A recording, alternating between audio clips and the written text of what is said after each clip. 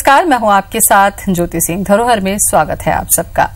राजा भोज की विरासत। जी हां, आज हम आपको ले चलेंगे प्रकृति के उस खूबसूरत आंगन में जहां मांडू का गौरवशाली अतीत आनंद की अद्भुत अनुभूति कराता है। मांडू अतीत का एक ऐसा मरकज है जिसकी कोई दूसरी मिसाल पूरे मध्य भारत में ढूंढे नहीं मिलेगी। हजारों हजार साल तक ये जगह राज सत्ता के राग रंग और दाव पेचों को अपनी आंखों से देखती रही। तभी तो सदियों की दास्तां अपने सीने में समाये बैठा है मांडू। 2000 साल से यूं तना खड़ा है मांडू। परमार वंश के प्रतापी राजा भोज ने इसे बसाया था। बाद में कई राजवंशों ने यहाँ शासन किया। मांडू परमार काल, सुल्तान काल, मुगल काल और पवार काल का जीवंत गवाह रहा है। सुल्तान काल में यहाँ कई महत्वपूर्ण निर्माण कार्य हुए। दिलावर खागौरी ने इसका नाम बदलकर शादियाबाद यानी आनंद की नगरी रखा। मोहम्मद खिलजी ने मेवाड़ के राणा कुंभा पर विजय पाने के उपलक्ष्य में अशरफी महल से जोड़कर 7 मंजिला विजय स्तंभ का निर्माण करवाया। हालांकि अब इसकी केवल एक ही मंजिल सलामत है। अशरफी महल का निर्माण मदरसे के तौर पर हुआ था। इसके कई कमरे आज भी अच्छी हालत में हैं। गयासुद्दीन इस वंश के अगले शासक थे। उन्होंने अपनी बेगमों के लिए मांडू में शाही महल का निर्माण करवाया। को हुमायूं ने जीता। बाद में अकबरी मांडू के अंदर आया, जहांगीर मांडू में आया, शाहजहां आया, औरंगजेब यहाँ से कुछ दूर से करीबन 14 किलोमीटर आगे से लुनेरा के वहां से वापस निकल गया धार की तरफ। मांडू नहीं आ सका। अगले शासक नासिरुद्दीन ने रूपमती बाज बहादुर का महल बनवाकर उनके प्रेम कथानक को अमर किया। जब हिंदुस्तान के तख्तो ताज पर अकबर जलवा फरोज हुए तो उन्होंने मांडू की तरफ विशेष ध्यान दिया। उन्होंने अशरफी महल का जीर्णोद्धार कराया। कहते हैं बादशाह जहांगीर को भी मांडू की रातें बेहद पसंद थीं। वो कई बार यहाँ पर आए। उन्होंने यहाँ जहाज महल का जीर्णोद्धार भी कराया। सन 1617 में जहांगीर जब मांडू आए तो नूरजहां भी उनके साथ थीं। कहते हैं उन्होंने यहीं जल महल में एक लड़की को जन्म दिया। सम्राट जहांगीर ने इसी मौके पर अंग्रेज डॉक्टर सर टॉमस को प्रसव चिकित्सा के लिए मांडू आमंत्रित किया था। कहा तो ये भी जाता है कि सुरक्षित प्रसव से वे इतने खुश हुए कि उन्होंने अंग्रेजों को व्यापार के लिए अनुमति दे दी। मांडू वाकई एक एहसास की जगह है और यहाँ आने के बाद पर्यटक एहसास कर सकता है। मांडू की इमारतें और वो टूटी फूटी बुनियादें ये बताती हैं कि एक दौर था जब मांडव अपनी आबादी पे होगी, अपने फुल उस पे हो, सवाब पे होगी। उस समय यहाँ की राज सत्ता, यहाँ का जो सामंतवाद था वो इन बिल्डिंगों से मालूम पड़ता है। बादशाह शाहजहां भी 1617 और 1621 में जहांगीर के निमंत्रण पर मांडू आए। वो यहाँ मौजूद होशंग शाह के मकबरे से बेहद प्रभावित थे। 1669 में शाहजहां अपने वास्तुकार हामिद के साथ विशेष रूप से इस मकबरे की निर्माण शैली देखने मांडू पहुंचे। यहीं उन्होंने ताजमहल की रूपरेखा बनवाई।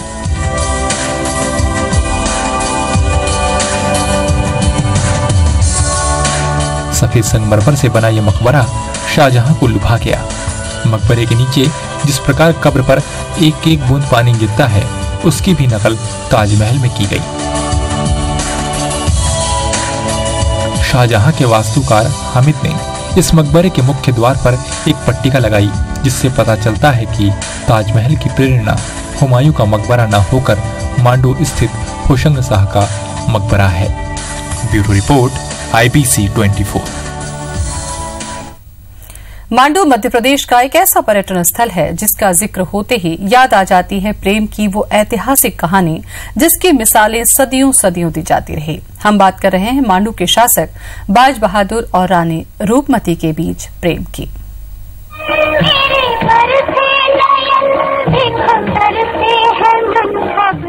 बाज बहादुर इतिहास के एक ऐसे अमर नायक जो दिमाग से राजा थे लेकिन दिल से एक अलमस्त कलाकार।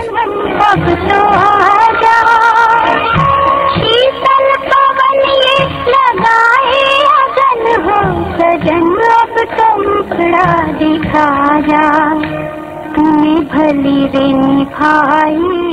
उनकी रगों में दौड़ते थे संगीत के 7 सुर, लेकिन रागों के साधक बाज बहादुर एक प्रेमी के रूप में भी उतने ही असाधारण थे।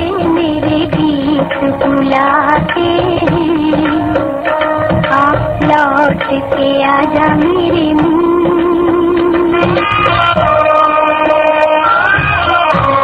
तभी तो इतिहास उन्हें एक महान प्रेमी के रूप में याद करता है।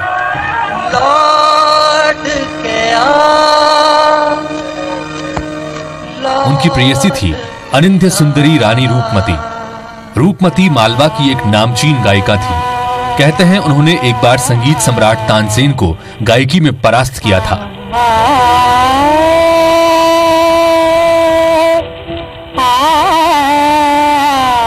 संगीत ने राजा बाज बहादुर और रानी रूपमती के दिलों को ऐसा जोड़ा कि वो एक हो गए सदा सदा के लिए।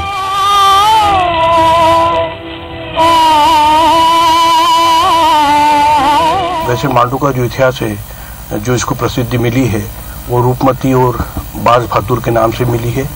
और रूपमती बाज बहादुर के बारे में भी कई कहानियां हैं।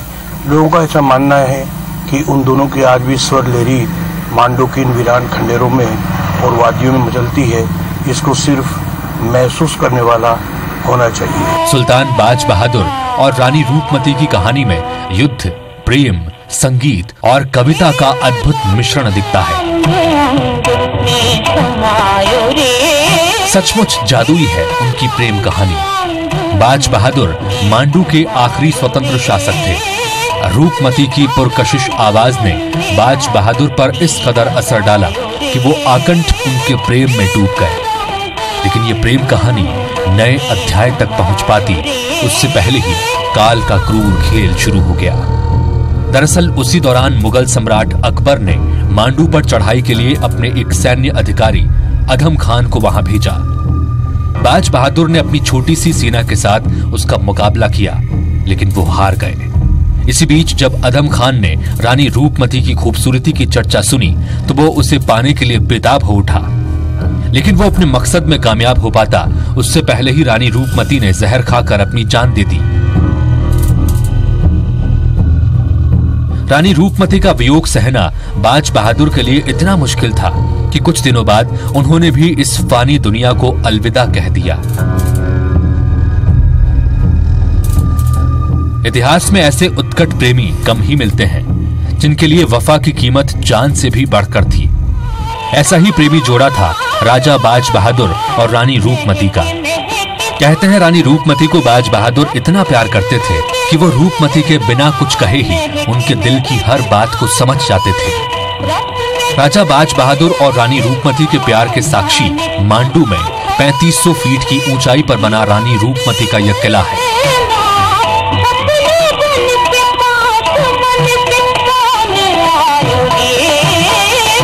कहा जाता है कि रानी रूपमती नर्मदा नदी को देखे बिना भोजन ग्रहण नहीं करती थी। इसलिए राजा बाज बहादुर ने रानी रूपमती के लिए इस किले का निर्माण करवाया।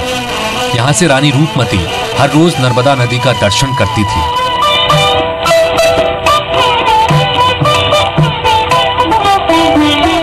मांडू आज भी रानी रूपमती और राजा बाज बहादुर के अमर प्रेम की दास्तां सुनाता है। इस वीरानी में आज भी गूंजते हैं रानी रूपमती की बेलौस हंसी और बाज बहादुर के दर्द में डूबे राग।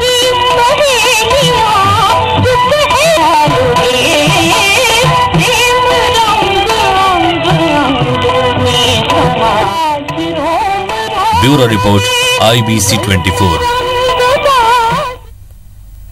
इतिहास, स्थापत्य कला और कलात्मकता के मुरीदों के लिए मांडू बेहद खास जगह है। वहीं ये आम सैलानियों के लिए भी सुकून के नए द्वार खोलता है। मांडू का चप्पा चप्पा दिलकश नजारों की धरोहर लिए बैठा है।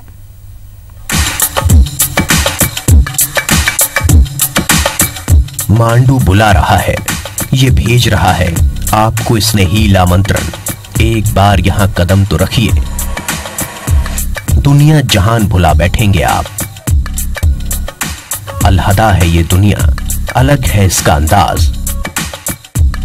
इस दुनिया में अब भी ठिठका खड़ा है गुजरा वक्त। मांडू का हर रंग निराला है, मांडू का हर रूप दिलकश है। मांडू के नायाब खजाने में इतने नायाब हीरे हैं कि उन्हें देखकर आपकी आंखें खुली की खुली रह जाएंगी। मांडू का फैलाव जितना ऊपर है उतना ही नीचे भी है। दुश्मन के आक्रमण के समय से भूगर्भीय रचना सुरक्षा का एक साधन भी थी। इसकी संरचना सैलानियों को आज भी हैरान करती है। धार और मांडूप के बीच बने 35 भवन सहित आश्चर्यजनक निर्माण अचंभे की मूरत बने बैठे हैं।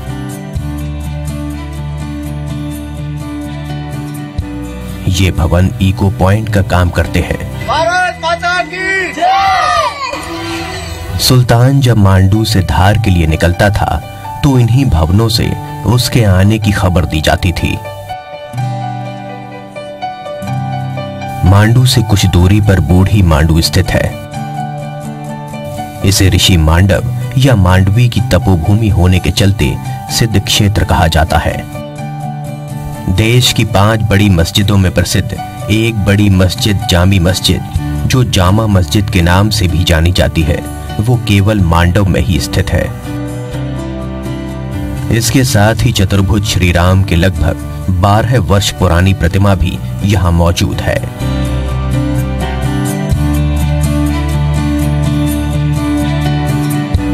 मांडू इसलिए भी खास है क्योंकि यहाँ की स्थापत्य कला में रोमन, ग्रीक, ईरानी, यूनानी, गैथिक, अफगान और हिंदू शैली की झलक एक साथ मिलती है। शिल्प की दृष्टि से मांडू जो है बड़ा रीच है हिंदुस्तान में। यहाँ पे हिंदू और अफगान आर्किटेक्चर के अलावा यहाँ पे रोमन आर्किटेक्चर है, ग्रीक है, गोथिक है, इजिप्शियन है और चाइनीज भी है। तो विदेशी लोग भी और हमारे देश के जो स्कॉलर्स होते हैं वो आर्किटेक्चर के बारे में जानना चाहते हैं तो ऑल इंडिया से आर्किटेक्चर स्कूल के बच्चे यहाँ पे आते हैं। मांडू के जहाज महल, हिंडोला महल और शाही इमाम जैसी शानदार विरासतों को देखना अपने आप में एक तारीखी अनुभव साबित होता है। मांडू में दाखिल होने के लिए कुल 12 दरवाजे हैं। मुख्य रास्ता दिल्ली दरवाजा कहलाता है। दूसरे दरवाजों में रामगोपाल दरवाजा, जहांगीर दरवाजा और तारापुर दरवाजा प्रमुख है। परमार शासकों ने यहाँ जहाज और हिंडोला महल बनवाया था, जो आज भी सबका ध्यान अपनी ओर खींचते हैं। यहाँ के आकर्षक नक्काशीदार गुंबद वास्तुकला के बेजोड़ नमूने हैं। जहाज महल मांडू का सर्वाधिक चर्चित स्मारक है। चारों तरफ पानी से घिरे होने के कारण ये जहाज का एक दृश्य उपस्थित करता है। इसकी आकृति टी आकार की है।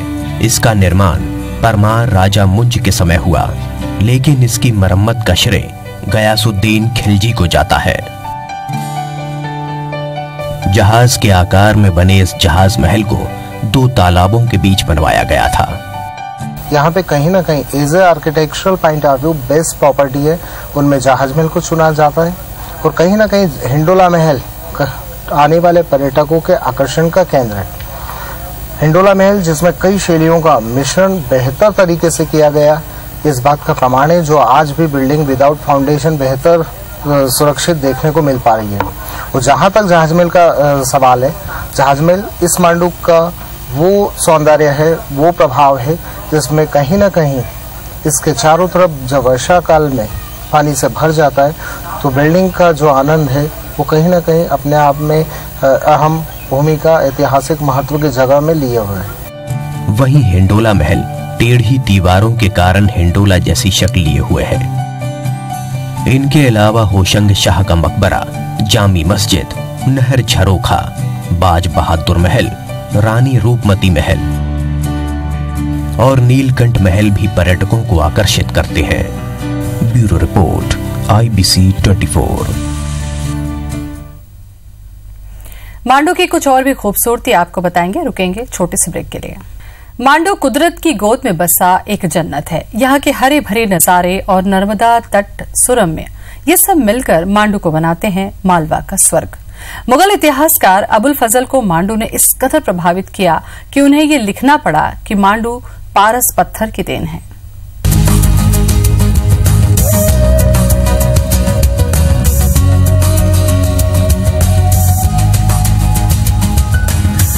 मांडू के इन दिलकश नजारों को देखकर एक बारगी आपको कश्मीर की याद आ जाएगी। इन नजारों में कुदरत की मासूम मस्ती और अल्हड़पन छिपा हुआ है। मांडू की कुदरती खूबसूरती बेजोड़ है। विंध्य पर्वत श्रृंखला से घिरी ये जगह पर्यटकों के लिए स्वप्न द्वीप की तरह है। प्रकृति की मेहरबानी और इंसानी कारीगरी ने मांडू को वो पहचान दी है जो बहुत कम जगहों को नसीब हो पाती है। मांडू एक तरफ इतिहास का अनमोल दस्तावेज है तो दूसरी ओर वो पर्यटन मानचित्र में एक मशहूर सैरगाह के तौर पर भी दर्ज है।